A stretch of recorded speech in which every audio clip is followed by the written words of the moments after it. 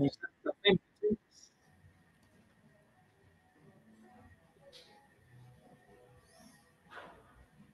Yo no voté por usted, solo sabe.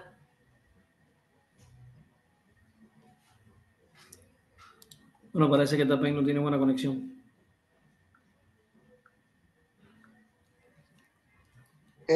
No, Miguel, estoy desde el plantón y estoy a la escucha, Miguel, por favor. Dame la función de coanfitrión para poderte ayudar para el ingreso de los compañeros. Bien, camaradas, vamos a comenzar nuestro sexto encuentro de este diplomado taller de métodos etnográficos. Un tema interesante nos vamos a abordar hoy porque estamos metiéndonos en un desarrollo científico, un desarrollo metodológico que tiene apenas de empezar a surgir unos 25 años. Vamos a desarrollar el tema de la etnografía digital. Etnografía digital, me encanta la idea porque estaba planeado y además surgió la pregunta de la compañera muy, muy oportuna, preguntando, bueno, y todo esto de la etnografía está muy bien, pero ¿cómo vamos a abordar los estudios etnográficos a partir de estas nuevas realidades, la conectividad? Y hay algo que sí es importante que dejemos claro. Ha habido un cambio profundo en los procesos de culturalización del ser humano con el desarrollo de las TIC. Todos los que estamos aquí ya estamos ya bastante claros de que el ser humano es un ser culturalizado, es un animal con cultura, un animal que produce cultura. Eso es algo que ya tenemos todos muy claro, ¿verdad? Y que el ser humano al producir cultura se produce a sí mismo. O sea, el ser humano crea y se crea a sí mismo. Y en cada época histórica las creaciones humanas crean a nuevos seres humanos. Nuevos seres humanos que van a adquirir y a desarrollar las nuevas habilidades necesarias para poder utilizar las nuevas creaciones de la humanidad. Para que poder dibujar la importancia, digamos, antropológica que tiene la cultura en su relación con el ser humano, imaginemos que desaparece la humanidad con toda, como experimentos mentales, imaginemos que desaparecemos todos con todos los artefactos culturales que hemos creado, que se queda la pura naturaleza y que llegaran unos extraterrestres y en una cueva olvidada se nos haya quedado una computadora. Estudiando la computadora, que es una creación humana, los extraterrestres iban a deducir una enorme cantidad de características que nosotros ya habíamos desarrollado. O sea, estudiando solo la computadora, los extraterrestres iban a poder concluir, primero, que éramos una civilización inteligente, ¿sí o no? Con un muy desarrollado el pensamiento lógico, con un muy desarrollado conocimiento de las matemáticas, con un muy desarrollado conocimiento de la ciencia, conocimiento de los metales, ¿no? O sea, estudiando la computadora, el ser humano, los extraterrestres iban a poder describirnos literalmente a todos nosotros y a todas nosotras. Es interesante porque lo que quiero que quede como colofón de este primer momento es que el ser humano se encarna en los productos de la cultura. Fíjese, así como se encarnan las uñas que se meten y se encajan en la carne, por eso usé la palabra. El ser humano se encarna en los productos de la cultura. O sea, él va en los productos de la cultura. Y cuando los seres humanos nuevos que nacen tienen que utilizar esos productos de la cultura, necesariamente se ven obligados a desarrollar las habilidades necesarias para crearlos. Pongamos un ejemplo. Inventamos el ajedrez. Antes de que inventáramos el ajedrez, nadie jugaba ajedrez. Después de inventar el ajedrez, jugando ajedrez, los niños desarrollan un pensamiento estratégico, táctico, previsivo. Interesante. Desarrollamos la máquina de escribir. Antes de tener la máquina de escribir, nadie escribía. en máquina de escribir. Después que las desarrollamos, apareció una nueva habilidad para los seres humanos. La habilidad de escribir en una máquina. Inventamos los autos.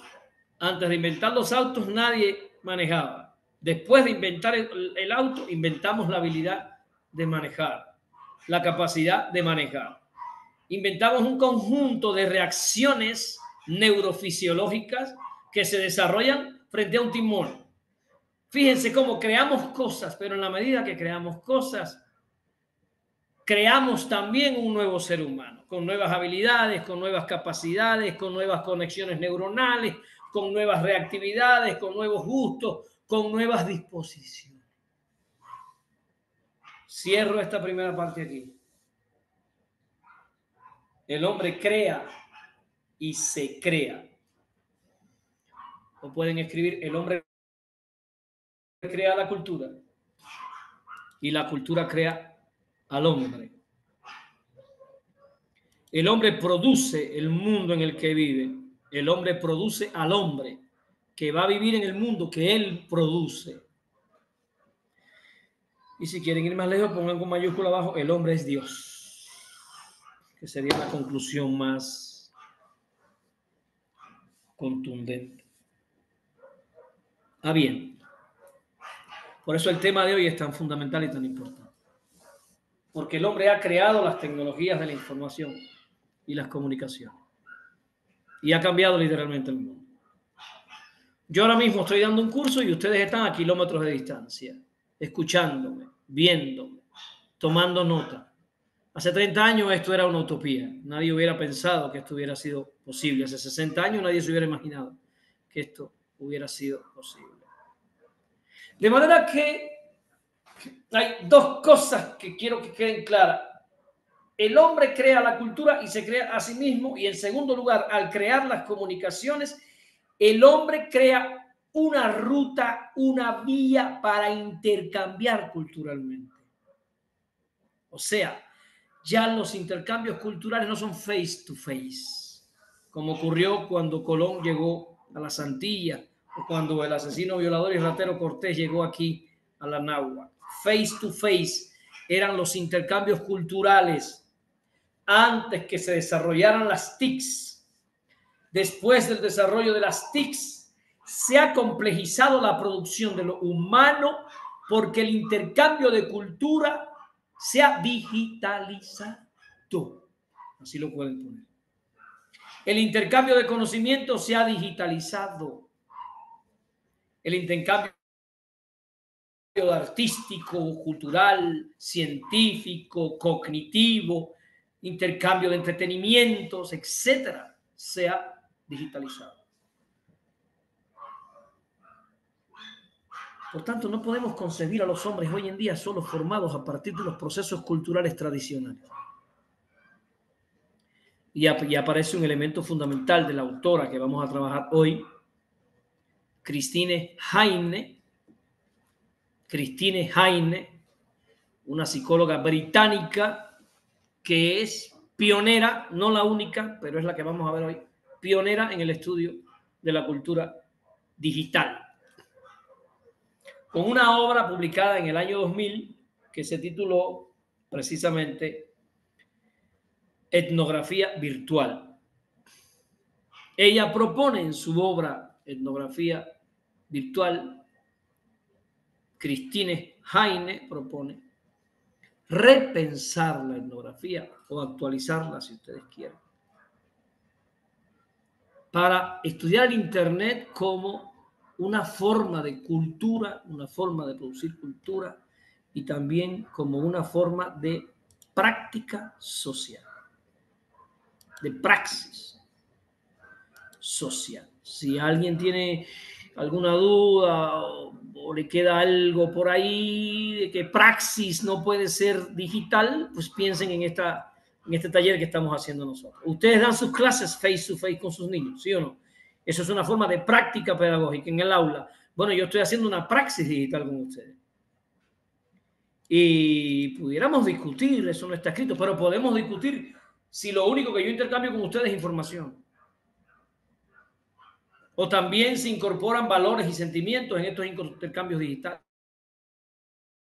Ustedes tendrían que decir si este modo de intercambio que estamos usando los afecta emocionalmente, los afecta éticamente, o solo nos quedamos en el mero plano de la información, como algunos dicen. Algunos piensan que a través de estos medios solo se intercambia información. Yo considero que no.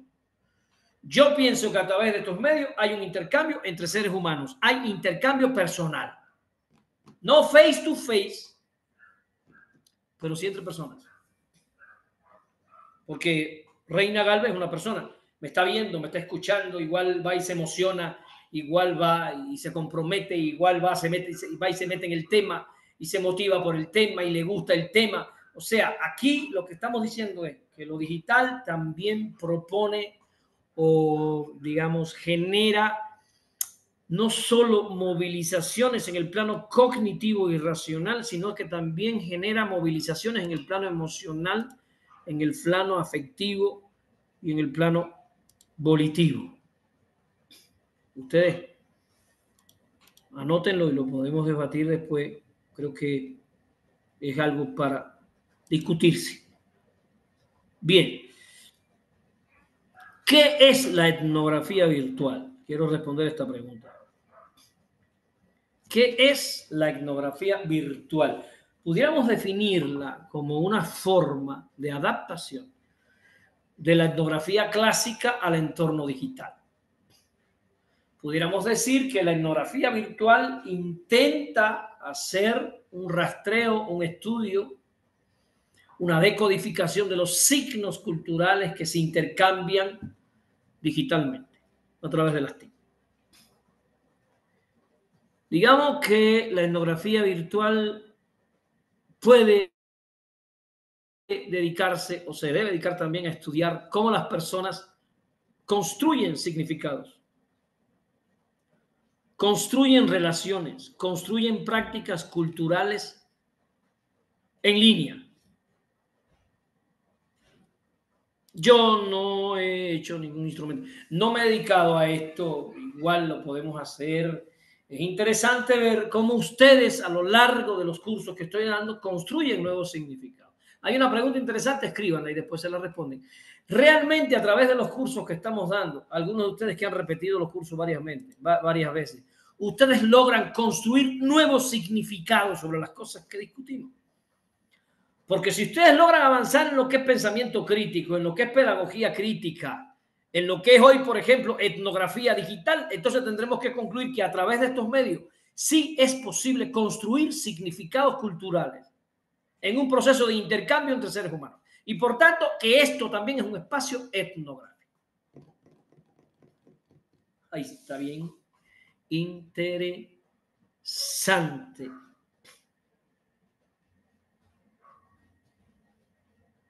Está bien interesante el tema, porque para discutir después, no lo voy a desarrollar, nos quedaría el tema de la inteligencia artificial, la IA.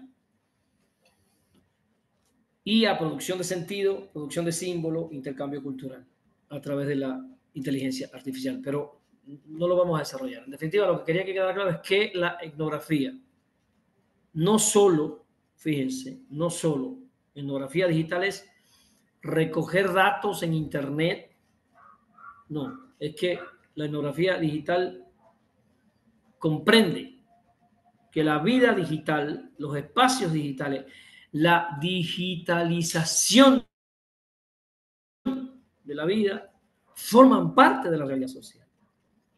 O sea, igual que los niños culturalmente aprenden a empinar papalote y aprenden a bailar trompo y aprenden la danza de la pluma, si quieren pongan ese ejemplo. Igual que los niños aprenden la danza de la pluma, que es un modo directo de recuperar la cultura para transmitirla hacia el futuro, de culturalizarse. Los niños también aprenden el internet, aprenden a buscar en internet, aprenden a comunicarse por internet, etc. Me parece que sería un grave error disminuir la importancia y la trascendencia del internet en la formación cultural de nuestros jóvenes. Sería un grave error pensar que el único acceso que hay a la cultura es la visualización, el face to face, la visita al teatro, la visita a la danza, la visita... No, cuidado. Porque yo puedo disfrutar el lago de los cisnes por internet. Yo puedo disfrutar por internet un recital de Silvio Rodríguez, ahora que va a moverse por varios países de América Latina. Yo no voy a poder estar directamente con Silvio, pero seguro que lo voy a ver por internet.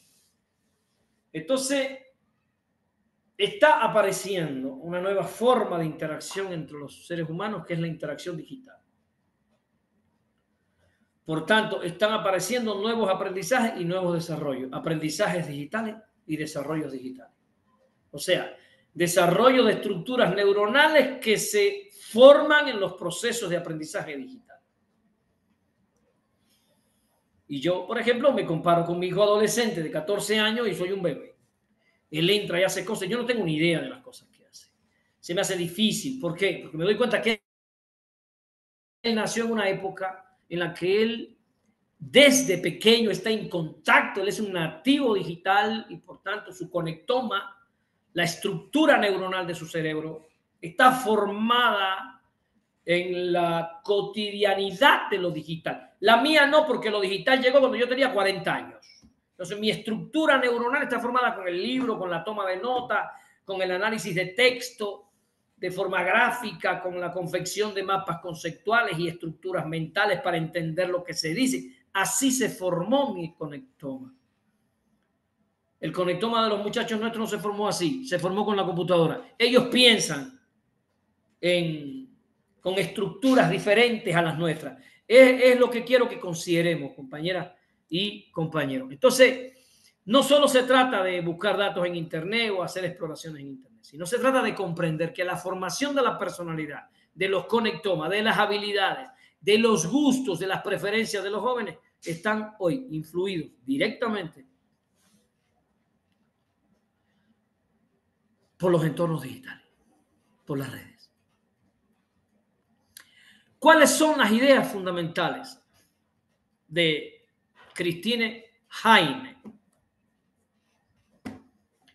Esta socióloga británica, yo digo Christine Heine, igual Tapén después nos dice cómo se pronuncia en inglés su nombre, yo lo voy a decir como si se dijera en español. Christine Heine es el nombre de ella. ¿Cuáles son las ideas esenciales de Christine Heine en torno a la etnografía digital? Primero, regresando a lo que ya discutimos la clase pasada y antepasada de campo, ¿recuerdan? Christine nos propone que el Internet, nos propone al Internet como un campo, como un medio, no solo un medio de comunicación, sino también un espacio cultural que produce significados.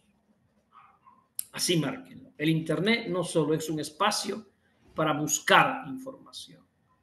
El Internet no solo es un espacio de intercambio entre sujetos. El Internet también es un espacio para producir significados, para producir sentido, para generar símbolos. Y las maestras que estén por ahí, que sé que hay varias maestras aquí en mi curso, por favor, consideremos lo siguiente, porque seguimos con estas tareas de libro y del siglo XX, estamos en el siglo XXI. Las tareas ahora también puede ser, elabórame un TikTok donde me expliques de forma sencilla la segunda ley de Newton. Hágame un video con sus compañeros donde me expliquen cuáles son las características fundamentales de una familia nuclear completa. Y me lo van a compartir en las redes, a ver cuántos likes consiguen, porque tenemos que llenar las redes de sentido y de cosas culturales. Y yo puedo poner al ejército de alumnos míos a utilizar eso que tanto les gusta, que es el celular, el TikTok, el Face, el YouTube, para que ellos produzcan productos en el campo de la informática y las comunicaciones y del Internet culturales que me permitan a mí incluso evaluar no solo el aprendizaje de los contenidos, sino los niveles de creatividad alcanzados. Fíjense, habría que ver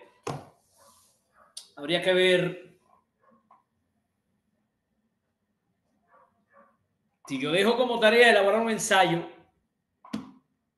¿sí? Y ya sé que el ensayo se lo pueden copiar de internet. No tengo cómo saber si lo escribió o él o se lo bajó de no sé dónde. Pero habría que ver que si yo lo mando a hacer un video con YouTube, lo tiene que hacer él porque su carota tiene que aparecer ahí. Habría que ver que yo puedo buscar en las redes modos de romper con esta dinámica del copia y pega, que se nos está dando mucho en la escuela hoy, porque ya nos desbordaron las TIC a los maestros. Y esas tareas tradicionales que dejábamos, el niño las baja de internet hechas. ¿Sí o no? Haga un cuadro comparativo entre la guerra del 95 y la guerra del 68, el proceso de liberación de Cuba. El muchacho va a internet, cuadro comparativo, y lo baja y lo imprime y te lo lleva. No leyó nada, no vio nada, no analizó nada y te lleva la tarea. Y ni cómo saber si lo hizo por internet. ¿Sí o no? Entonces, lo que estoy diciendo es que podemos tener modos creativos de ir creando procesos de producción de sentido que tengan que ver con esto que Christine Heine llama etnografía virtual. Por tanto, la primera característica, la primera propuesta de Christine en su obra Etnografía Virtual del 2000 es precisamente proponernos a los investigadores y a los maestros que veamos el Internet como un campo, o sea, como un espacio cultural en el que se producen significados. Segundo elemento, considerar la movilidad del campo. Movilidad del campo, escriban así el concepto. A diferencia del trabajo etnográfico clásico, a diferencia de que yo me voy a una comunidad a estudiar una comunidad mije, zapoteca o mixteca, a diferencia del que el campo o las relaciones estructurales que están establecidas en esa comunidad se mantienen firmes en el tiempo que yo estoy allí y las voy estudiando. Por ejemplo, las relaciones comunitarias para el tequio, las relaciones comunitarias para la asamblea, son estructuras que se han establecido por mucho tiempo, que van variando pero muy lentamente. Y yo puedo observarlas directamente en el campo con cierta estabilidad. Christine nos propone que veamos la movilidad del campo cuando nos metemos en el área de Internet. A diferencia del trabajo etnográfico clásico,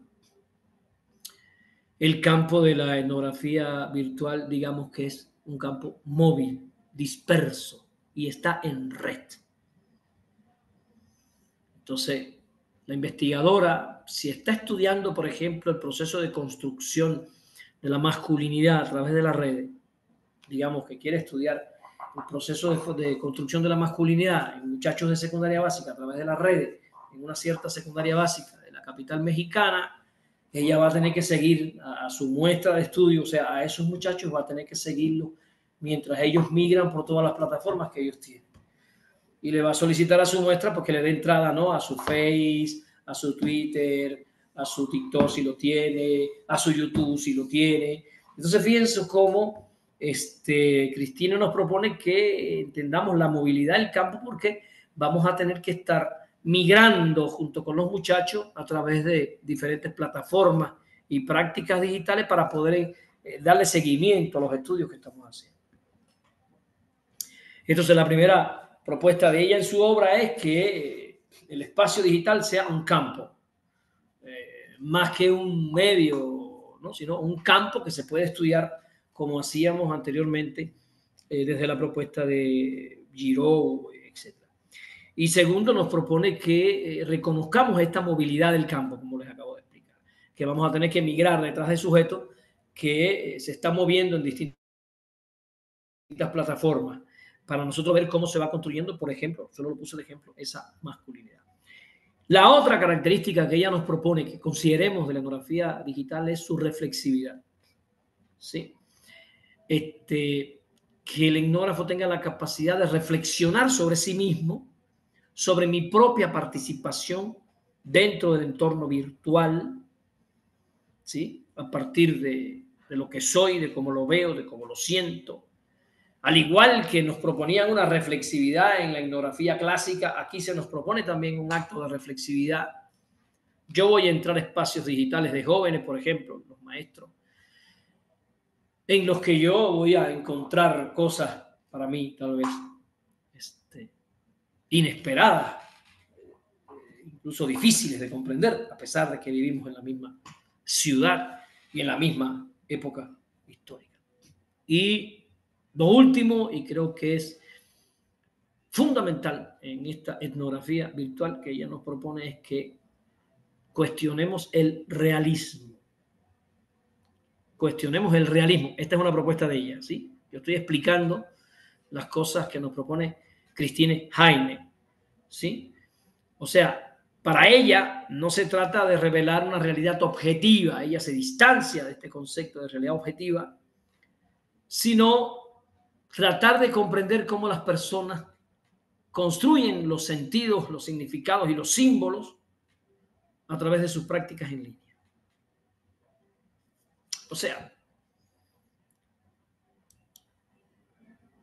ella nos propone distanciarnos de esta realidad objetiva. A mí, en lo personal, a mí no me enamora la idea, porque para mí el espacio digital es parte de la realidad objetiva. O sea, para mí, esta computadora que tengo aquí frente a mí y ustedes que están ahí y el Zoom que estoy trabajando para trabajar con ustedes, todo esto es parte de mi realidad objetiva. Esto no es un invento de mi mente, esto no es una creación loca de mi afiebrada dimensión digital. No, yo considero que aquí hay una realidad objetiva frente a mí. Vamos a hacer un intercambio de ideas. Estamos ahorita intercambiando información. Hay un intercambio también de emocionalidades, pero esta autora, Christine Heine, en esa obra nos propone, ella nos propone cuestionarnos este realismo. Igual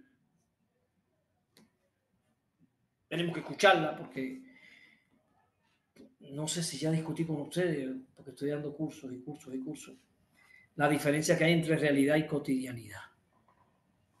Me parece que sí, ¿no? Entonces muchas veces confundimos la cotidianidad con la realidad, ¿no? Y pensamos que lo que tenemos de frente, que lo tenemos delante, es la realidad objetiva, y lo que tenemos delante es la cotidianidad, que es mucho más dinámica, mucho menos estable, mucho más atravesada por subjetividades, ¿no?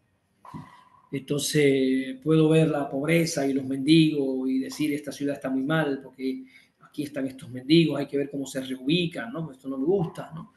Y eso que estoy viendo es la cotidianidad, ¿no? La mendicidad es algo cotidiano en el capitalismo.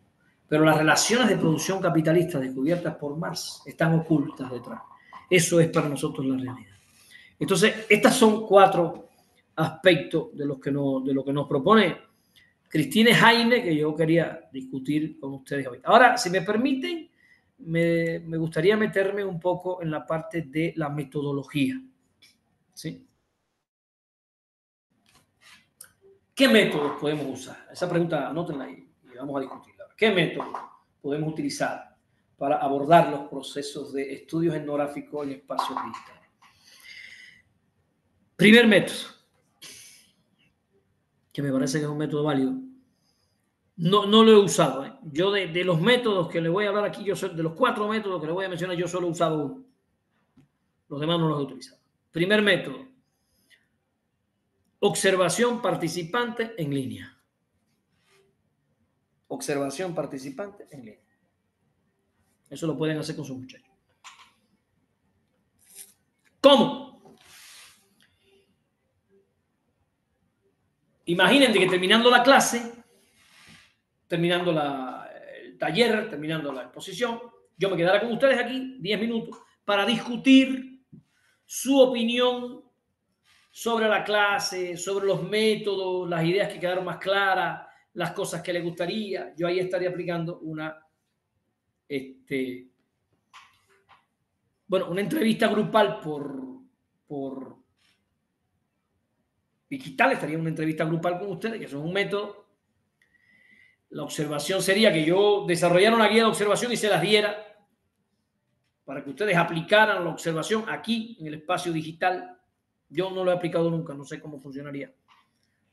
Tendría que, igual lo hacemos la próxima clase, a ver qué pasa.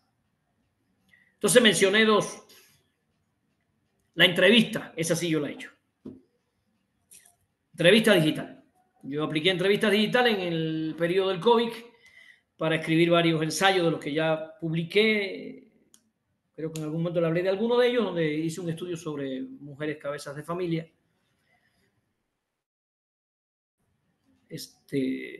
Mujeres que trabajaban para mantener a su familia y quise ver qué pasó en el COVID.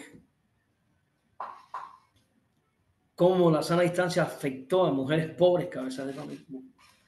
Conseguí 3 mujeres sin trabajo, sin ningún tipo de seguro, sin ningún tipo de seguridad económica. Y me apliqué entrevistas por aquí. Después transcribí esas entrevistas y hice mi estudio y escribí mi ensayo. ¿Qué le puedo recordar o compartir de esa experiencia? Que 1 o 2 mujeres de las que entrevisté lloraron en una entrevista aquí, por eso empezaron a llorar. Lo que ya es prueba de que hay una relación afectiva, hay una transmisión emocional, no es solo la pantalla y mi cara y la pregunta. ¿No? Empezaron a llorar, se metieron en su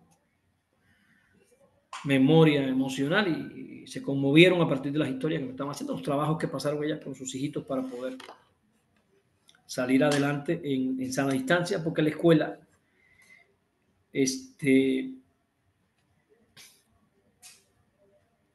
de esas mujeres, ella iba a decir la escuela oaxaqueña y es un error porque el tipo de investigación que yo hice no me permite hacer esa generalización. La escuela a la que iban los niños de esas 3 mujeres, o sea, las maestras, porque casualmente todas eran maestras, no lograron adaptar el proceso docente a la situación de la familia, sino que siguieron el proceso docente en sana distancia como si estuvieran en el aula.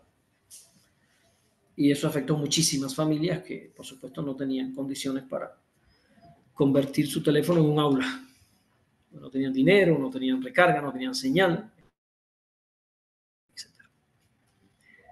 Y por tanto, se quedaron totalmente solas y desesperadas porque además no sabían cómo explicarle a sus hijos los contenidos escolares. Había una que tenía 3 hijos, uno en secundaria, uno en preescolar y uno en primaria, y ella me decía, yo no tengo cómo explicarle a mi hija esas cosas de secundaria porque yo no hice la secundaria, yo no sé. Imagínense una mujer que tuviera que explicarle a un niño de secundaria la tabla periódica de Mendeleev, los niveles energéticos de los electrones, y lo que hizo fue segundo o tercer grado, pues no puede. Bueno, ahí yo apliqué ese método, entrevista digital, entrevista a través de los medios, entrevista por medios digitales. Otro método que pueden utilizar para investigar y acercarse a una etnografía digital sería, por ejemplo, análisis de foros, análisis de correo electrónicos, análisis de blog, sitios web, análisis de Face. Ustedes pueden entrar en Face y observar el dueño de Face que comparte, a qué cosas le da like, a qué cosas le da like. Y a partir de un estudio de los likes que él da, ustedes pueden llegar a sacar ciertas conclusiones. Hay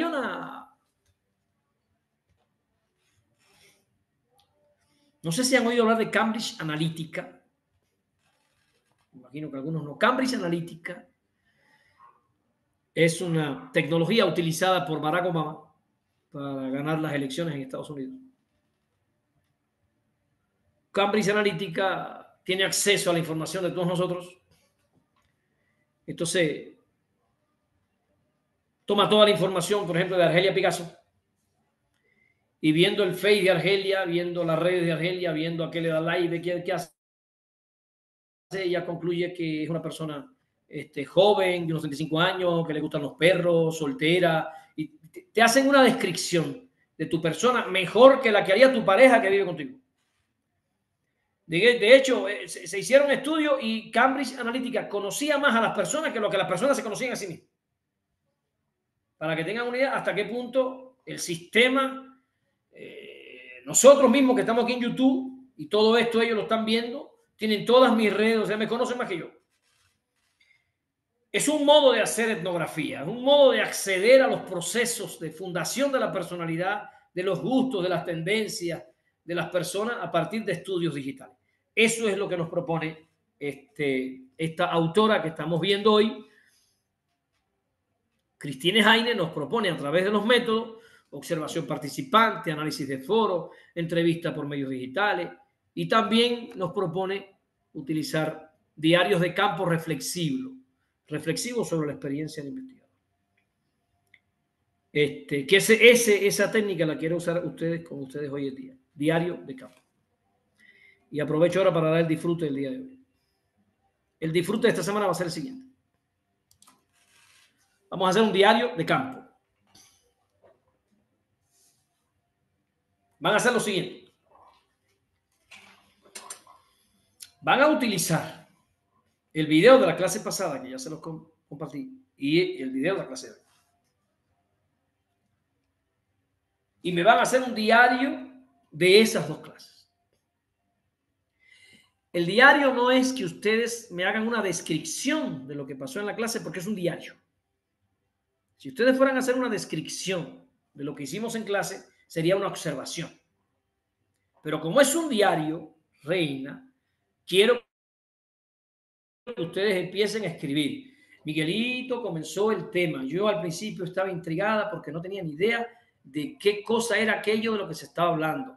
En la medida que el tema se fue desarrollando, empecé a entender y me sentí, es un diario de campo, es un diario donde voy exponiendo mis aprendizajes, mis emociones, mis sorpresas, mis exabruptos, mis gustos, mis felicidades, mis enojos, mis disgustos, mis distanciamientos sobre lo que está ocurriendo.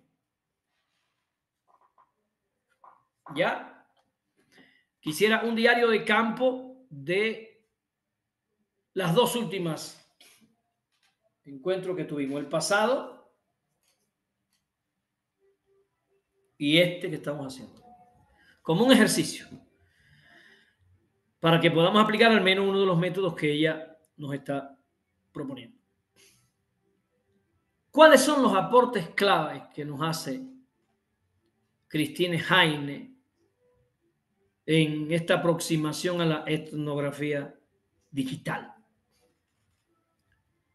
Primero, creo que ella es capaz de poner a relieve, de sacar a la vista de todos, la necesidad de legitimar estudios de comunidades en línea. La necesidad de que la antropología también ya se empiece a ocupar de estudiar cómo se produce el sentido, cómo se producen las interacciones en comunidades en línea. Creo que eso ya solo es un elemento importante porque es un acto de actualización de la ciencia a nuevas condiciones históricas que se están creando. Segundo, ella nos propone en su obra, y creo que es un aporte fundamental y creo que en algo lo logra, una actualización de los métodos etnográficos a las condiciones digitales. Esto mismo que yo les estoy proponiendo que ustedes hagan,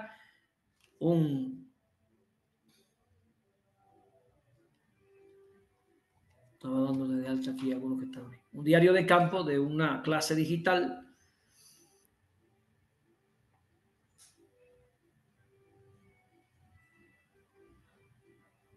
Habría que ver si hay diferencias entre un diario de campo en una clase digital y un diario de campo en una clase face to face. Habría que ver cómo se movilizan los resortes cognitivos, las motivaciones. Habría que ver cómo se actualizan los agobios y los cansancios en una clase face to face o en una clase digital. Yo en lo personal disfruto más la clase face to face, pizarrón y GIS, pero habría que ver desde el punto de vista de los estudiantes cómo está ocurriendo eso. Pero en definitiva lo que quiero que tengan claro es que un aporte que podemos considerar de Cristina es que ella nos pide o logra una actualización, una adaptación de los métodos tradicionales de la etnografía tradicional a un nuevo entorno humano, que sería el entorno digital. Y evidentemente este entorno digital, este entorno tan dinámico, tan variable, que se mueve por un aprendizaje, digamos, risoniano, No sé si no han oído el término, nótenlo por ahí, después lo vemos. Aprendizaje risoniano es una nueva teoría de aprendizaje que en términos generales plantea que el aprendizaje en redes ocurre como un rizoma. Ya saben que hay plantas rizomáticas, por eso se llama risoniano. Plantas rizomáticas como el césped que tienes en el patio, que siembras un pedacito y cuando vienes a ver todo el patio se llenó y cuando vas a arrancar el dichoso césped no puedes porque se han ido pegando rizomas y rizomas y rizomas y rizomas y cada rizoma es una nueva planta que lanza otros rizomas. Entonces, este modelo del rizoma en biología se toma como modelo para el aprendizaje, para esta nueva teoría de aprendizaje. Dice que el aprendizaje en red es un proceso rizomático porque tú vas saltando del YouTube al Face, del Face para acá y de allá para acá y en cada espacio vas adquiriendo saberes, conocimientos sobre un tema. Entonces se va formando una red, como un rizoma, ¿no? Y entonces ya no tienes un profe de frente, tienes un compañero que te dice una cosa, otro te dice otra, un conocido te plantea otra. Entonces ya el profesor está distribuido en la red, mucha gente enseña, mucha gente aprende.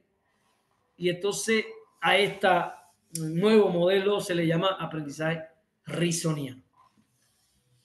Y entonces, evidentemente, con un aprendizaje risoniano necesitamos métodos etnográficos que se adapten a esa nueva realidad y por eso un aporte clave de Christine sería una apertura hacia un enfoque más flexible, un enfoque más, ¿cómo decir?, más postestructuralista del trabajo de campo. Menos a tratar de entender la estructura y más a tratar de descubrir las dinámicas,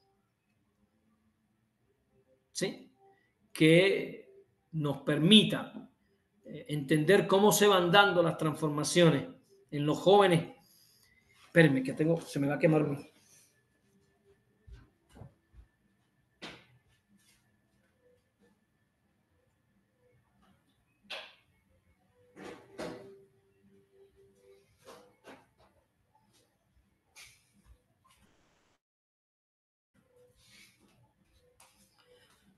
Se me olvidó que tenía puesto ahí un budín de pan que le estoy haciendo al niño y se secó. Y ya me llegó el olor a quemado. Eso significa que lo voy a tener que tirar. Bueno, para ir acercándonos ya al final del tema de hoy, les propongo hacer un análisis, como hicimos ya, de los métodos. Dije, entrevista en línea es un método que yo he aplicado con ella, que he aplicado ya con fuentes de información en una oportunidad. Análisis de contenidos digitales es un método que yo no he aplicado. Tendría yo que ver cómo hacerlo. Me imagino que no debe ser difícil. El diario de campo lo vamos a usar con ustedes ahora. Recuerden que el diario de campo busca más bien como objetivo reflexionar sobre la experiencia personal de ustedes en el proceso de aprendizaje. Sí, se llama diario de campo. Si tú se lo haces a tus estudiantes, lo puedes hacer sobre cualquier contenido, cualquier tema. Se pueden ir a una excursión y después les dices que te hagan un diario de la excursión. Lo puedes hacer de una clase, de un taller. Bueno, el diario de campo es un método etnográfico que permite, digamos, penetrar en la subjetividad del alumno, su vivencia en el proceso de aprendizaje, cómo él lo proyecta, cómo él lo vive, cómo él lo siente. Y es un elemento fundamental para que el maestro tenga un referente, ¿no? un modo de saber lo que está ocurriendo del otro lado, porque a veces nos quedamos en nuestro discurso sin ver cómo eso está impactando a nuestras niñas y a nuestros niños. También pueden utilizar como método la triangulación de medios digitales, si tuviéramos esa posibilidad, y por supuesto la observación como método de investigación para estas etnografías digitales.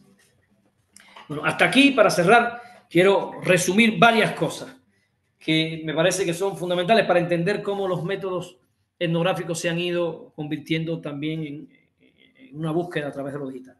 Primero, entender que lo digital es una producción humana y por tanto participa en la construcción de la subjetividad.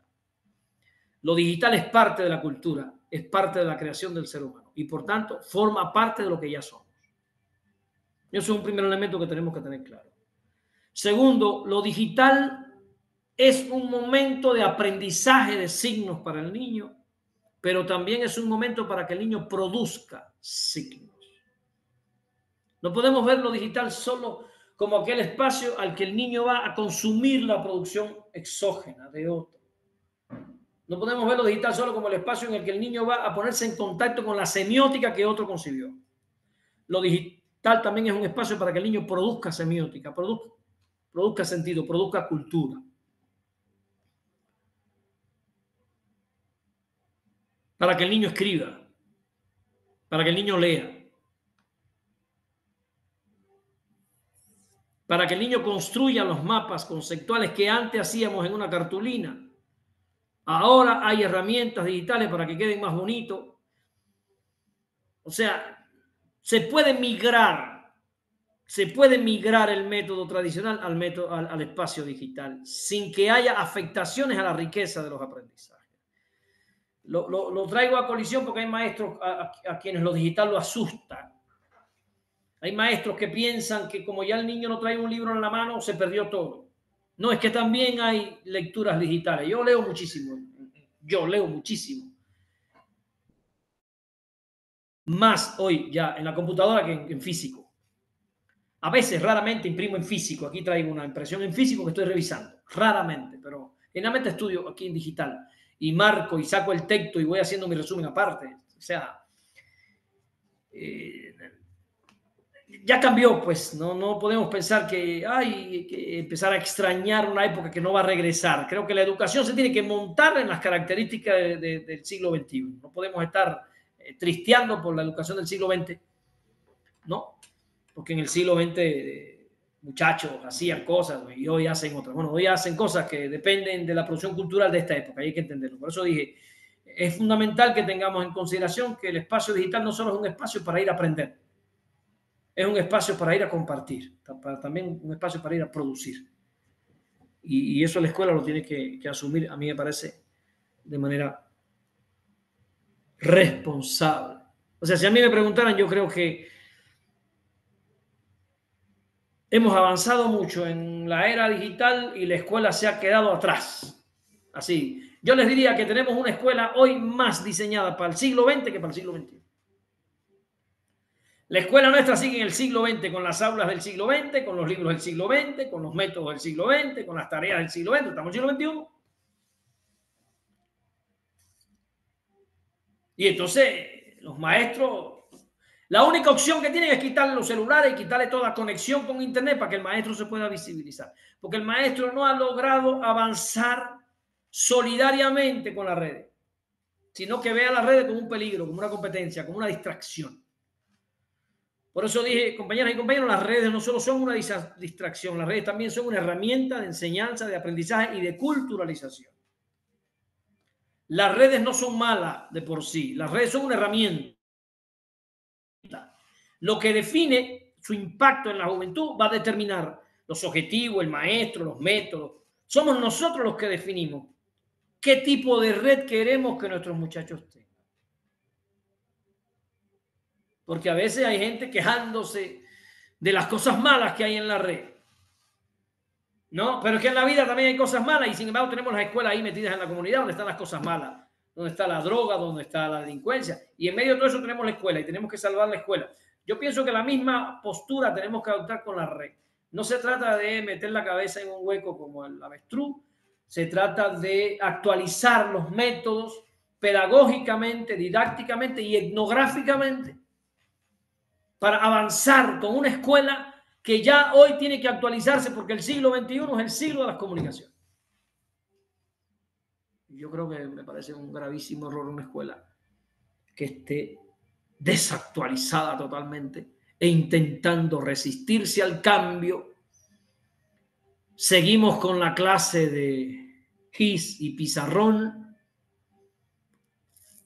Ahí estamos obstinados con lo mismo y lo mismo y lo mismo que llevamos ya ¿cuántos años? Creo que, bueno, por eso lo dejamos para el debate. Bueno, hasta aquí lo que yo quería compartirles hoy de etnografía digital.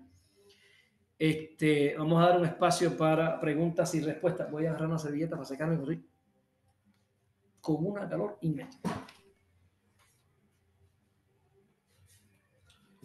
Me corre el sudor de la calor que hay en Oaxaca.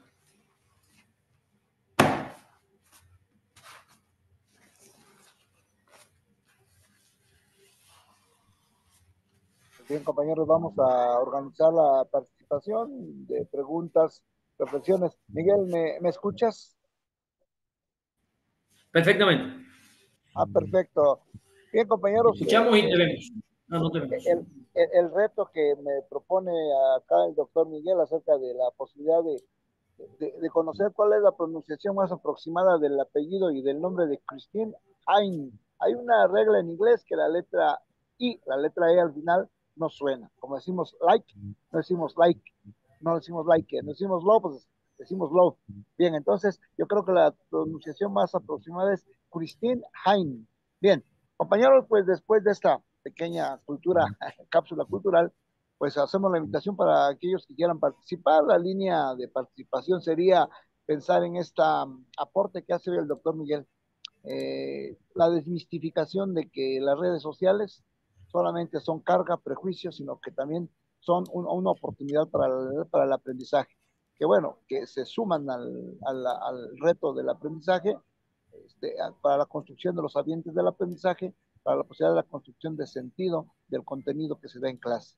Así que compañeros tienen la palabra y vamos a organizar la participación. Aprovechen la herramienta que tienen para levantar la mano. Adelante, compañeros. Yo no puedo visualizar desde donde estoy, que también estoy haciendo una práctica en este momento de ejercicio, de experimento, de hacer de la cotidianidad desde el plantón Miguel Ángel magisterial. Mirón tiene la mano levantada.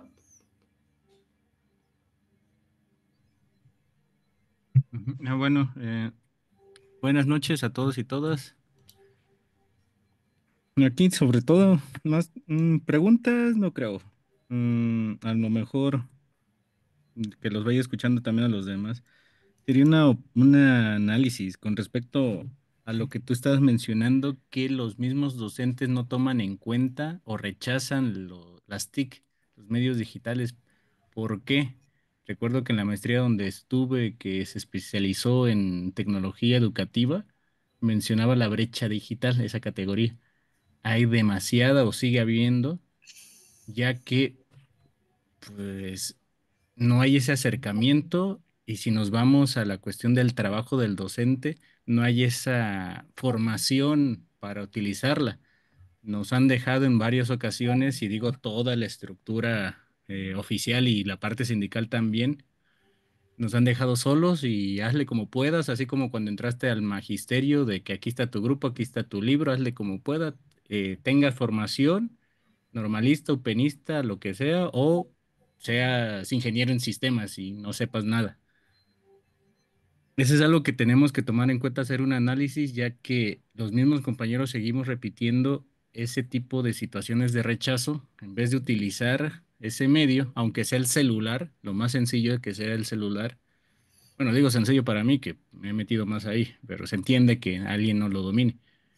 Empezaríamos con eso para qué, para usar ese medio como fuente de formación política. Creo que lo mencioné la vez pasada lo mencioné que, ejemplo, el TikTok de China no es el mismo que el de aquí de Occidente. Allá saben qué línea van a tomar y sobre eso van y están formando a sus conciudadanos de cierta manera. Aquí nos están formando hacia ir manteniendo el sistema.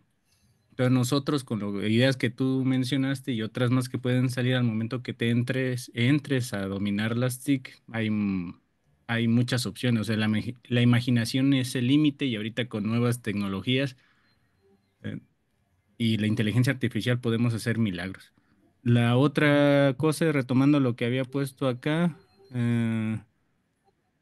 sí, lo que mencioné, el pequeño gran detalle del hecho de utilizar las TIC es que los mismos docentes no tienen dominio de los medios digitales. Un ejemplo sería, bueno, tomo en cuenta una comediante, una estandopera, que es de Yucatán, que en realidad es hombre, se viste de mujer, y menciona, después de la pandemia, el gobierno le estuvo exigiendo a los maestros, esa maestra que lo único que hace es utilizar el WhatsApp para enviar cadenas de WhatsApp y bendiciones con Piolín, la imagen de Piolín, y eso es todo. De ahí no le pidas más. De una manera satírica lo está diciendo, porque estamos hablando de una comediante, una estandopera. ¿Qué es la realidad? Tenemos ese tipo de situaciones y ¿qué podemos hacer? Pues empezar. Nada más aquí ayudando a ese tipo de temas. ¿Cuál es la diferencia entre un adulto y un niño cuando empezamos a utilizar las tecnologías? Que el adulto tiene miedo de que se descomponga y el niño se lo da, se entretiene y empieza a meterle. Y no es que el niño sea inteligente y sepa utilizarlo muy bien, es que los ingenieros que desarrollaron todo ese aparato lo hicieron de cierta manera para que todo fuera intuitivo y el niño como se atreve y no tiene ese miedo, ahí está. Podremos empezar con eso, algo demasiado sencillo. Y estaríamos abarcando también, eso lo estaba haciendo con mis alumnos, que si no podemos utilizar en ese momento el aula de medios o si no tenemos aula de medios, pues en tecnología, pues el celular es tecnología. La misma forma de trabajar o de los componentes que tiene la computadora se pueden aplicar con el celular. Y lo otro, ya con esto termino, que cuando uno conoce a sus alumnos se da cuenta de que el trabajo con inteligencia artificial se ha hecho, porque la manera de redactar de ciertos alumnos o la manera de expresar sus ideas se entiende, se conoce y cuando uno entra o cuando uno ve los trabajos con inteligencia artificial se da cuenta que no es de ellos. Y eso sería todo, Miguelito, y gracias por la Fíjate información. que la complicación está. La complicación está. Te voy a hablar de mi experiencia.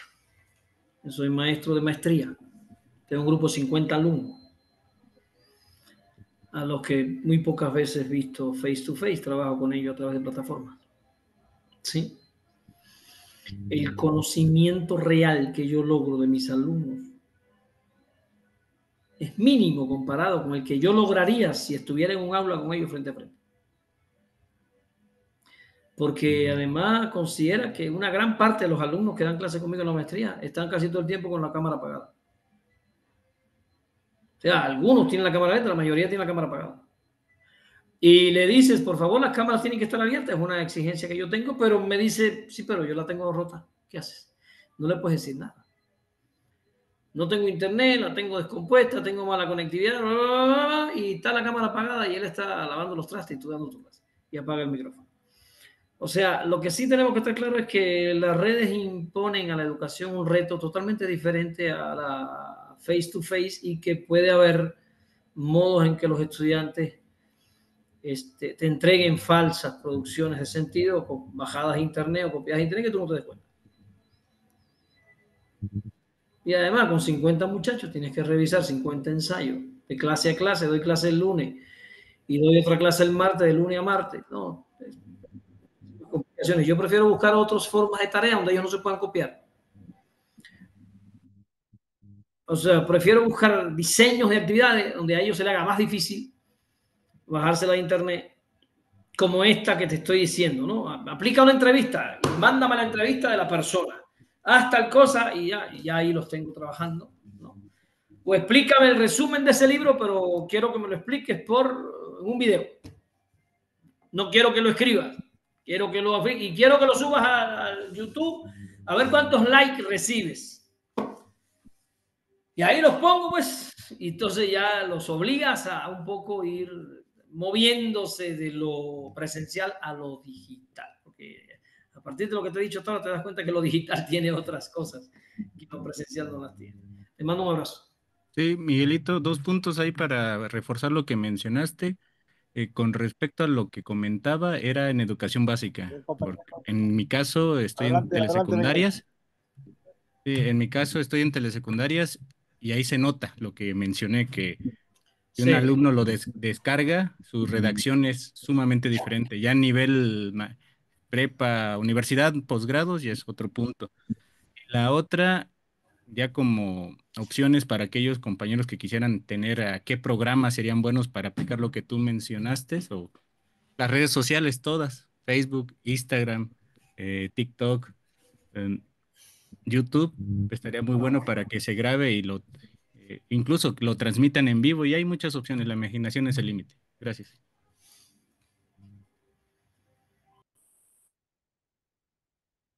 Está Yamilé y Piñón Onofre. Yamilé.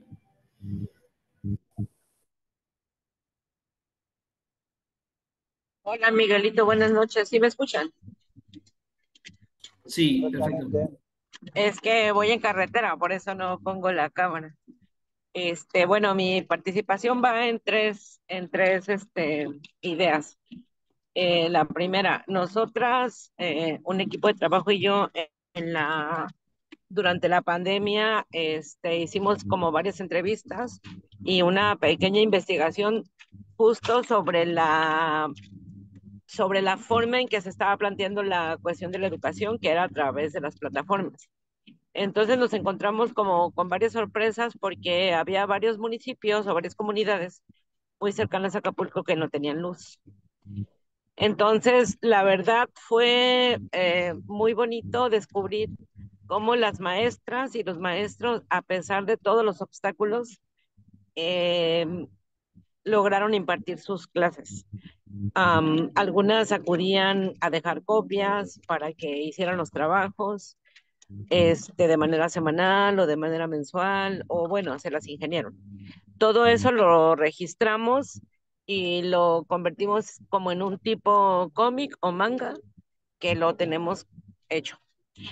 Esa es como la primera idea, de que a final de cuentas, aunque se plantee la situación en una posibilidad como en línea, como en este caso, que es como muy fácil, digamos, tomar el diplomado contigo, porque tenemos las opciones, porque tenemos la luz, tenemos internet. En algunas situaciones, pues lo único que hace es como marcar las desigualdades también. Esa es como la primera idea. La segunda idea es como la idea que nos planteas tú de la autora y tu postura misma, de que a mí me gusta mucho esta situación de abrirnos como a nuevas posibilidades de conocer, de aprender y de plantear situaciones a través pues, de las redes, ¿no?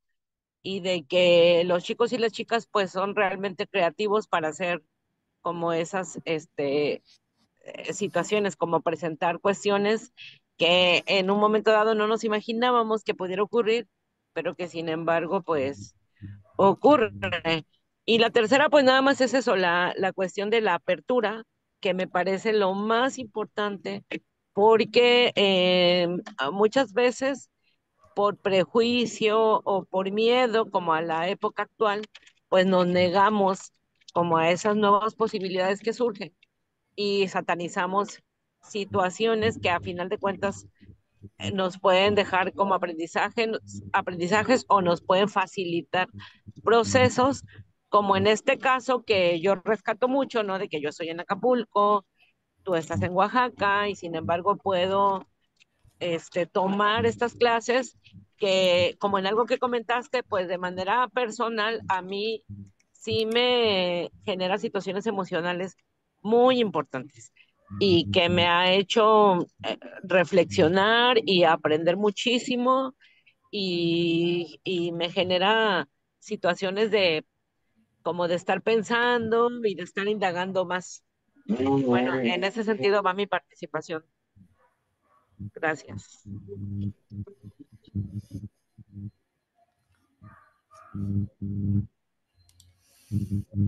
Adelante, Piñón Onofre, Nelly. Hola, doctor. Hola, compañeros. Buenas noches. Eh, Mire, primero quiero disculparme porque la pregunta que voy a hacer tal vez esté un poquito atrasada, pero también quiero retomar como ejemplo que no he podido estar al 100% en las sesiones. Digamos que en esta digitalización inmediata que estamos ahorita platicando y he estado revisando los videos una y otra vez, déjeme decirle que sí, una y otra vez, porque tal vez si hubiera sido cara a cara, esto para mí hubiera sido más rápido de entender, ¿no? Pero sí tiene sus limitantes también el trabajo de la investigación etnográfica a partir de hacerlo de manera digital. Yo pienso que trabajarlo más de manera presencial, siento que es más enriquecedor. Yo, ¿no? Puede ser que no, puede ser que esté equivocada, pero lo vivimos en pandemia.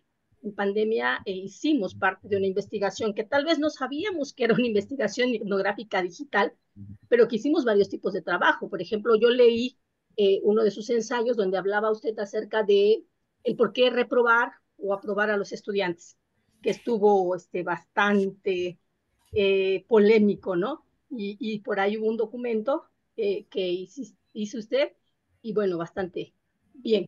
Entonces, en ese sentido, yo me quedé un poquito atrasada con algunas dudas, una duda en particular respecto a cultura, porque siento que me tiene que quedar muy claro para ese proceso de investigación etnográfica. Dice, la cultura es creada por el hombre, tanto lo material, lo espiritual, en un momento histórico, en determinadas condiciones económicas, en condiciones concretas, con intencionalidad. Entonces me quedo y pregunto, ¿puede haber cultura positiva y cultura negativa? ¿O la cultura es solamente la cuestión que para la comunidad donde se desarrolla?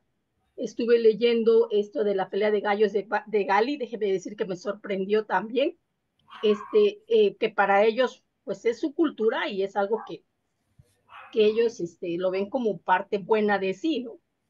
Pero me quedo con esa duda. ¿Hay cultura positiva, cultura negativa? ¿Es un error o estoy en lo cierto A cuando ver, yo digo que la cultura de los mexicanos es el de gandallismo? Si pudiste hacerlo, qué bueno que lo hiciste, ¿no? Y órale, aunque por atrás te chingaste a tres, perdón por la expresión. Y si no lo hiciste y pudiste hacerlo y no lo hiciste por pen, pues pen, qué pen, ¿no? Entonces, eso, mi duda. Porque voy, es una cultura. Ajá. voy. Voy a empezar por el final. No existe la cultura de los mexicanos en el sentido que la acaba de referir. En México hay una diversidad de culturas madres y no en todos los lugares es así. O sea, no podemos posicionarnos frente a los mexicanos en un sentido negativo, sería erróneo. Ni podemos posicionarnos frente a los mexicanos en un sentido totalmente positivo, sería erróneo. Hay que tratar de ver todos los matices que se dan. Ahora, yo no he escuchado a ningún autor que hable con los términos negativo o positivo, pero sí conozco autores que trabajan cultura y anticultura. Por ejemplo, José Ramón Favero Corso nos dice que hay valores y antivalores. El hombre produce cosas buenas y el hombre produce cosas malas, como tú misma acabas de decir. El hombre produce la solidaridad y también produce el egoísmo. El hombre produce la ambición y produce el altruismo. Y ahora mismo estamos viendo lo que está ocurriendo con Palestina. Esas son cosas humanas creadas por el hombre. El hombre crea la belleza y crea las adicciones. Crea el amor y crea el odio y la envidia. Entonces Fabelo nos dice que las cosas que enaltecen la dignidad humana y la libertad humana y la dignidad de la vida son positivas. Positivas. ¿Ya? Y las cosas que agreden la dignidad de la vida, la libertad humana, son negativas. Entonces la bomba atómica es negativa. ¿Ya? Ahora fíjate que es interesante. La invasión de Estados Unidos a Granada es negativa. Pero la guerra de liberación mexicana en 1910 es positiva. ¿Cómo una guerra puede ser negativa y una positiva? Porque una está buscando la emancipación y la liberación de los seres humanos y la otra está buscando la colonización, el robo de recursos. ¿Sí? O sea, que no puedes darle una connotación a las cosas sin ver el contexto, sin ver todo. Pero sí existe cultura y anticultura. En todas partes, igual que en México hay cultura y anticultura. Tenemos la droga, tenemos el fentanilo, tenemos muchos fenómenos que son anticulturales. Tenemos la subalternidad, tenemos las novelas, tenemos el Canal 13, ¿no? Produciendo todo. Entonces, si tú ibas bien, Nelly. Lo que pasa es que no he oído que le hablen positivo, que le llamen positivo o negativo, sino que le llaman cultura y anticultura, valores y antivalores. Valores positivos y valores negativos. Ahí sí se usa lo positivo y lo negativo. Te mando un abrazo. Gracias por la pregunta. Doctor, rapidísimo también. Mire, platicábamos en una clase por ahí con los chicos respecto a lugares donde, por ejemplo, todavía hay esos, ne negocian entre padres para que se casen las niñas o ver qué edad, hasta dónde, y es parte cultural de ese pueblo, de ese espacio, hasta dónde tiene injerencia el maestro para querer cambiar eso que se dan en ciertas comunidades, donde todavía las mujeres pues son parte de un trato para con un varón. A ver, vamos por parte. Vamos por parte. Igual que tenemos la cultura del alcoholismo, tenemos la cultura del machismo. Cuando digo que tenemos la cultura, estoy diciendo que tenemos algo creado por el hombre, que es una adicción al alcohol, que muchas veces se valora como positivo, como algo que expresa hombría. Muchas películas mexicanas del cine de oro mexicano ayudaron a convertir el alcoholismo como algo incluso deseable por los hombres, ¿no? Aquel Jorge Negrete, que todo era en la cantina y bajo el alcohol y el cigarro, ¿no? Y todo eso fueron propuestas desde el imperio para convertirnos en adictos al cigarro y al alcohol. O sea, que grandes empresas pagaban para que esas películas sacaran sus marcas y todo eso. O sea, no es que nosotros fuéramos así porque quisiéramos. Es parte del proceso de colonización, hacernos adictos a ciertos productos. Así como dominaron a China con el opio, a nosotros nos quisieron dominar con el alcohol. Igual hay pueblos que quedan estas prácticas, que generalmente son prácticas de pobre, ponlo así, Arque, de pobre. Ningún rico regala a su hija. Ningún rico canjea a su hija por una dote. Ningún millonario dice, aquí está mi niña, ¿quién tiene una dote? Porque se la lleve. No, las hijas de los millonarios se casan con quien les dé la gana. Eso pasa en comunidades pobres, muy pobres, donde históricamente la gente resolvió algo de su pobreza y sacaban a una boca de la casa que ya no había que mantener, que la mantenga otro, y a la par ganaban algo. Fíjate que son ganar por ganar. Una menos para comer y le dejaban algo. Y desgraciadamente todavía hoy tenemos comunidades que tienen estas prácticas. Ahora tú me preguntas, ¿qué nivel de gerencia tiene el maestro? Ninguna. Ninguna. Acabamos de pasar el Día del Maestro. Y el Día del Maestro en México se celebra, todos ustedes saben, más que yo, son maestros, por aquellos actos atroces que ocurrieron cuando la guerra cristera. Cuando los curas se levantaron contra la educación y después resurgió contra la educación de Cárdenas, porque la escuela quería ser racional y dar educación sexual y todas estas cosas. Y hubo maestras a las que les cortaron sus senos, las orejas a maestros y a maestras, asesinados, quemados, vivos. Entonces, lo que quiero que quede claro es que tú no tienes ningún nivel de gerencia en una comunidad. Tú llegas a una comunidad y cometes un simple error que contravenga las tradiciones y son capaces de sacarte. No digo que te maten, pero te sacan de la comunidad y sacan a cualquiera, al director, a cualquiera lo sacan. Por eso, junto con la idea de ser un maestro transformador y revolucionario, está la idea de ser un maestro que comprenda cuál es la coyuntura en la que él está, un análisis de coyuntura. Que no vayas tú como loco a lanzarte al fuego tú mismo para que te peguen candela y después a quejarte de que la gente no te entiende. Tú tienes que saber que estás en un espacio cultural donde la gente se moviliza por símbolos y señales diferentes a las tuyas. Y tú no puedes llegar a colonizarlos allí. Por muy bueno que sea tu corazón, ellos no te van a abrir su espacio cultural. Entonces el maestro tiene que aprender a ganarse el respeto, el lugar, la consideración, y junto con eso ir trabajando poco a poco. Porque no creo que tú puedas llegar a una comunidad donde ocurran esas barbaridades y decir aquí esto se acabó, ya ni uno más, y al final pues, puede salir muy mal, ¿no? Yo no he tenido la experiencia de estar en un lugar así. Yo no he tenido esa experiencia. Igual he estado y ni me he enterado, ¿eh? Porque yo he ido a tantos lugares de la conferencia. Igual he estado y no me he enterado. Hay muchas cosas que ocurren por detrás de bambalinas, ¿no? Pero a tu pregunta, ¿qué nivel de gerencia tiene el maestro? Ninguno. El maestro se tiene que ganar el reconocimiento de la comunidad, la aprobación de la comunidad, en la medida que trabaje, en la medida que haga las cosas bien y con inteligencia. Con inteligencia. No puedes llegar a levantar olas y a levantar tsunamis que después te arrastren a ti misma, porque así no se hace una transformación. ¿Está claro? Sale, te mando un abrazo. ¿Quién sigue? Miguel Ángel levantó la mano de nuevo. 3 puntos que salieron precisamente del comentario de la compañera Piñón. Uno, pues, ¿qué sería cultura? Con lo que he aprendido contigo, cultura es en beneficio de la dignidad humana.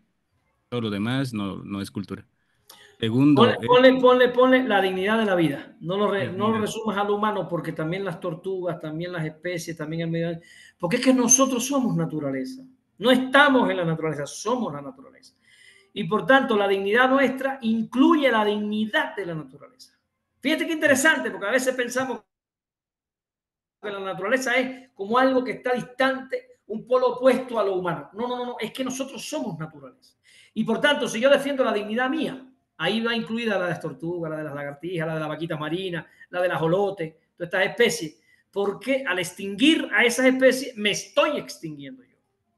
Así hay que verlo. Sí, gracias. Me estaba tomando en... sí, es que tienes razón, no por algo la escuela de Frankfurt a sacar la teoría crítica estaban haciendo también ese tipo de análisis de que hasta el momento con el sistema en el que estábamos, el hegemónico, naturalizan la naturaleza, vamos a decirlo así, y lo dejan como un objeto, un medio para para el beneficio del ser humano o del hombre en este caso, si nos vamos desde el punto de vista machista. Bueno, esto que acaba de decir la compañera, y yo también lo viví, varios de seguro de aquí compañeros lo hemos vivido cuando estuvimos en alguna comunidad alejada. Esto es el ejemplo de enajenación y alienación del sistema capitalista sobre las comunidades pobres, porque lo único que buscan es que dinero. Entonces fetichizan el dinero para decir que esto es lo que necesito y empiezan a crear toda una serie de explicaciones, como por ejemplo, ay, es que esto es cultura, ni más. Aún, bueno, con la anuencia de Cielo, si puedo compartir una entrevista en el grupo con respecto a este tema de un especialista para especificar, y ahí menciona que no es cultura. Y él dice, hay un argumento que menciona, desde el punto de vista antropológico, no hay algo que esté relacionado a la venta de mujeres. Por ahí va, palabras más, palabras menos. Y lo último, ¿qué podemos hacer los docentes? Nuestro trabajo, porque lo único que vamos a cambiar es esto, la mentalidad del alumno, no hacerlo a través de una imposición, porque de seguro les ha pasado que luego los papás dicen, y las madres dicen, no, es que mi hijo dijo lo siguiente, es que el maestro me dijo tal cosa, es que la maestra dice, no, no es lo que yo pienso como hijo, no, es que de allá del docente salió. Lo que tenemos que buscar es cambiar la mentalidad. Un ejemplo, y con esto termino, un alumno de 3er grado en esa comunidad mencionó, profe, es que no hay que vender a la mujer. Ahí vendían desde los 12 años a la mujer por 50,000 pesos. No, mientras más joven, más cara, entonces como 80,000 pesos. Es que no hay que vender a la mujer y le pregunto por qué. Es que la mujer no es objeto, es un ser humano. Me sorprendió porque están en un ambiente, en un contexto, él tendría que haber salido como los demás, pero no, es que él tenía algo, no sé si era interno o externo, no sé, pero dio ese comentario, de ahí se puede iniciar. Gracias.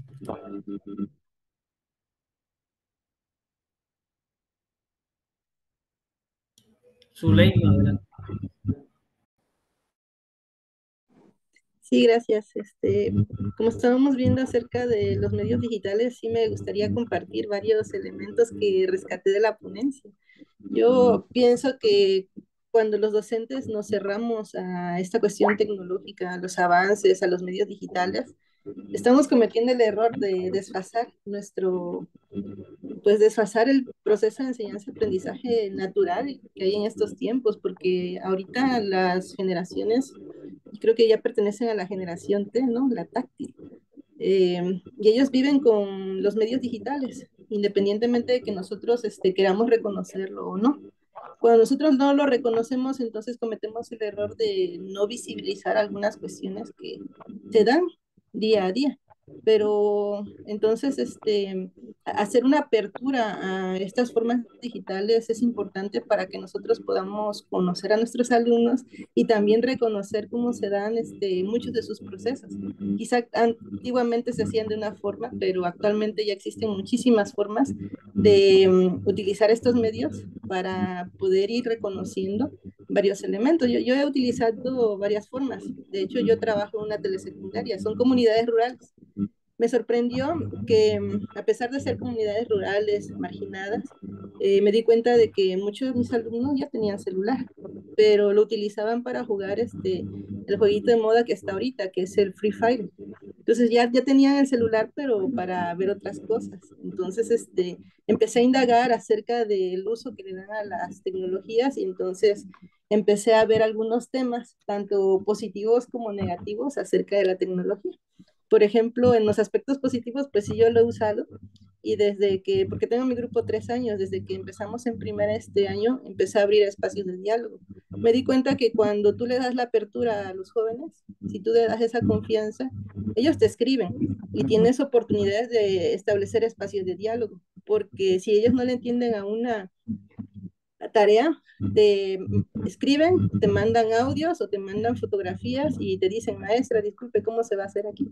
Entonces lo que uno como docente tiene que hacer es responderlo, porque si no les respondes, entonces ellos piensan que te molestas y entonces esos espacios de diálogo se cierran. Entonces uno, no importa la hora que te escriban, pues 7 de la noche tienes que escribirle y de esa manera le das la confianza al alumno de que te pregunte y no solamente ver que ellos pueden aprender en ese momento o en ese tiempo que son de 8 a 2 de la tarde, sino que si a ellos les surge una duda en determinado momento y te quiere preguntar, te puede preguntar y obviamente tú le puedes responder o investigar para que ellos te lo digan.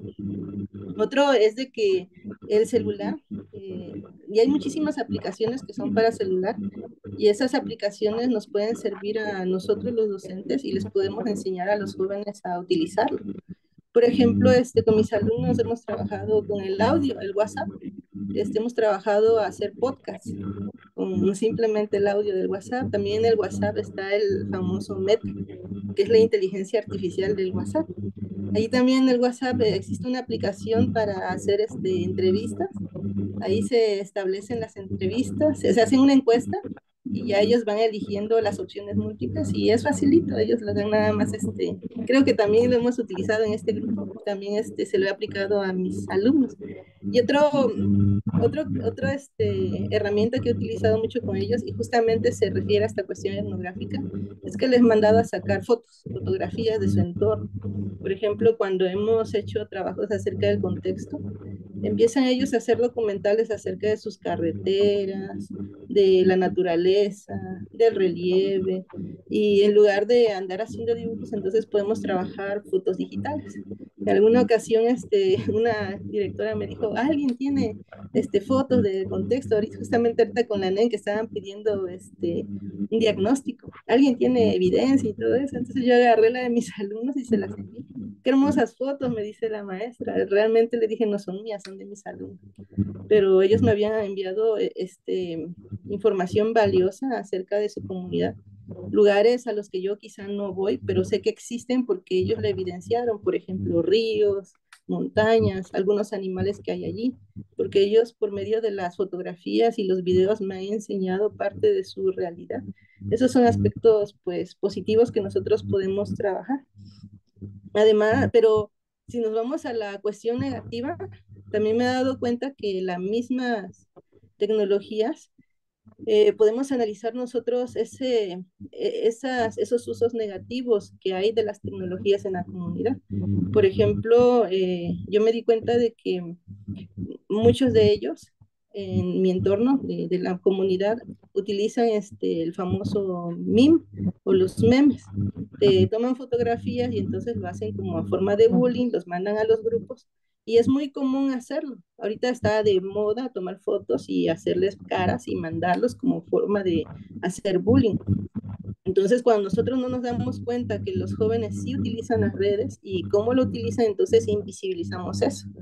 Entonces ellos me dijeron, maestra, tal alumno, tal compañero anda haciendo eso. Entonces es una forma de visibilizar algo que existe, porque existe el ciberbullying, existe el sexting, existe el doxting, existen, nada más que a veces nosotros los docentes seguimos pensando en el bullying dentro del aula, pero no nos damos cuenta que también existe ese tipo de bullying cibernético, que también deberíamos abordarlo porque es parte de nuestra labor. También me di cuenta de que en mi comunidad existe un grupo que se llama Bremen Quemado, es una forma negativa de hacer uso del Facebook. En esa página lo que hacían eran subir fotos de personas y decían, empezaban a insultarla y a decir que había tenido relaciones con tal, relaciones, y de esa forma toda la comunidad se enteraba.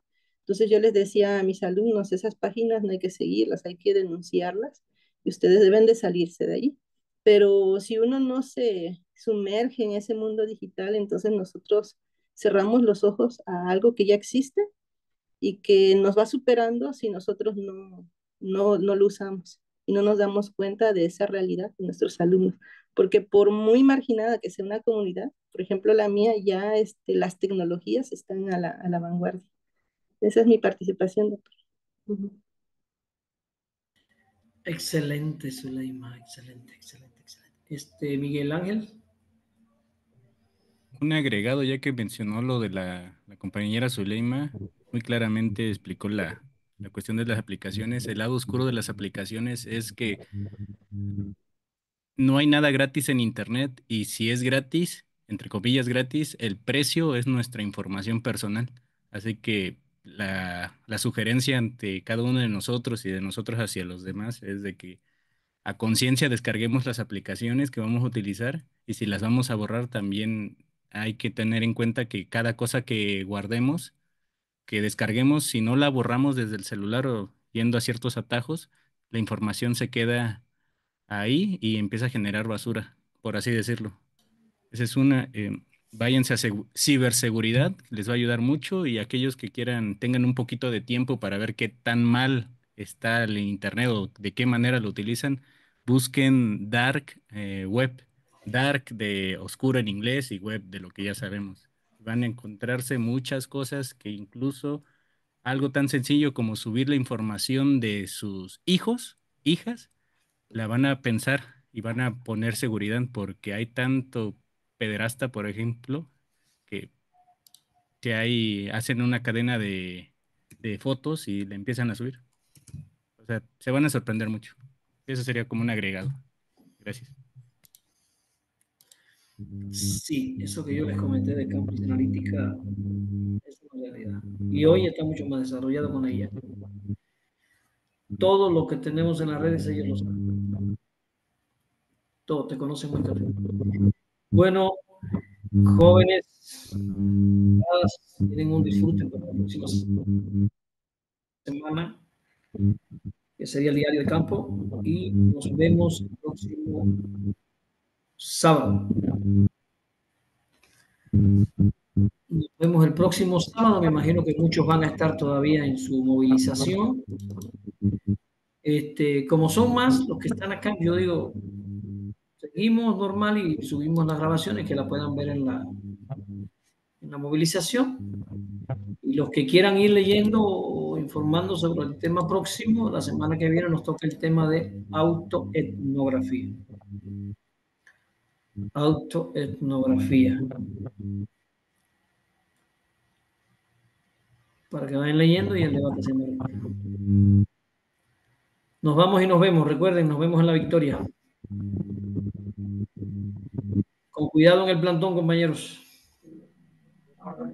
Gracias, Miguelito. Gracias, compañeras y compañeros. Buenas noches. Espacios de resistencia desde plantón. Sí.